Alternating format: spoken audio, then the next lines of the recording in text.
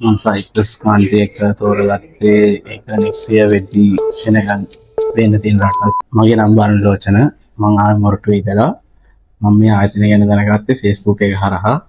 page එක හරහා ගිය කට්ටිය සම්බන්ධ කරගලු හොයාගත්තා. ඊට පස්සේ මම මේගොල්ලෝ එක්ක කතා කරලා බහලා මේගොල්ලෝ කිව්වා ආයතනය හොඳයි කියලා.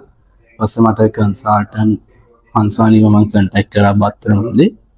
එයා ගොඩක් සපෝටිව්. එයා මාව විදිහට හෙල්ප් කරා මට.